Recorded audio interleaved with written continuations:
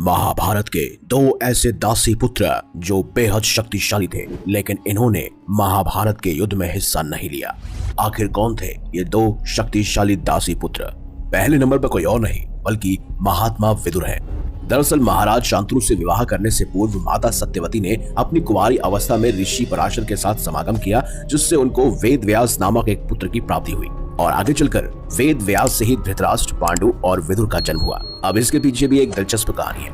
महाराज शांतनु और सत्यवती का जब विवाह हुआ तो उसके पीछे एक शर्त रखी गई कि भीष्म पितामह कभी भी विवाह नहीं करेंगे और ये प्रतिज्ञा खुद भीष्म पितामह ने ली, जिसकी वजह से महाराज शांतनु और सत्यवती के दो पुत्र हुए, विचित्रवीर्य और चित्रागत, और उन दोनों का ही विवाह अंबिका और अंबालिका से कर दिया गया। लेकिन कहते हैं कि एक युद्ध के दौरान विचित्रवीर्य मारे गए और वहीं युवावस्था में ही चित्रागत बीमारी की वजह से मारे गए। इस तरह अंबिका और अंबालिका दोनों विधवा हो गई। माता सत्यवती ने भीष्म पितामह से कहा कि वह अंबिका और अंबालिका से विवाह कर अपने कौरव वंश को आगे बढ़ाए, लेकिन भीष्म पितामह अपनी प्रतिज्ञा में बाधित थे। ऐसे में माता सत्यवती ने अपने पुत्र वेद व्यास को बुलाया। अब कथा के अनुसार सत्यवती के पुत्र वेद व्यास माता की आज्ञा मानकर बोले कि माता, आप उन दोनों रानियों से कह दीजिए कि मेरे सामने से निर्वस्त्र होकर गुजरे, जिससे कि उनको गर्भ धारण हो जाएगा। अब ऐसे में सबसे पहले बड़ी रानी अंबिका और फिर छोटी रानी अंबालिका गई, पर अंबिका ने वेद व्यास के तेज से डरकर अपनी आंखें बंद कर ली, जबकि अंबालिका वेद व्यास को देखकर भय से पीली पड़ गई। वेद व्यास लौटकर माता से बोले, माता, अंबिका को बड़ा तेजस्वी पुत्र होगा, किंतु नेत्र बंद करने के दोष के कारण वो अंधा होगा, जबकि अंबालिका के गर्भ से पांडु रोग से ग्रसित पुत्र पैदा होगा। अब यह जानकर माता सत्यवती ने बड़ी रानी अंबिका को पुनः वेद व्यास के पास जाने का आदेश दिया। इस बार बड़ी रानी ने स्वयं ना जाकर अपनी दासी को वेद व्यास के पास भेज दिया। दासी बिना किसी संकोच के वेद व्यास के सामने से गुजरी और इस बार वेद व्यास ने माता सत्यवती के पास आकर कहा, माते, इस दासी के गर्भ से वेद वेदांत में परंपरागत अत्यंत निधिवान पुत्र उत्पन्न होगा।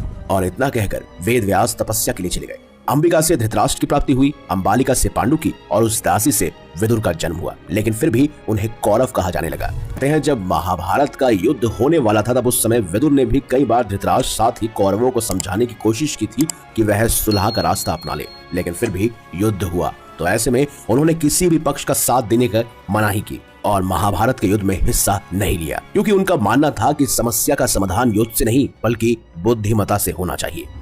लेकिन अब बात करते हैं महाभारत के दूसरे दासी पुत्र की। वो कोई और नहीं बल्कि युयुत्सु था। गांधारी के पुत्रों को कौरव पुत्र कहा गया, लेकिन उनमें से एक भी कौरववंशी नहीं था। धृतराष्ट्र और गांधारी के 100 पुत्र हुए और एक पुत्री हुई, जिन्हें कौरव कहा जाता है।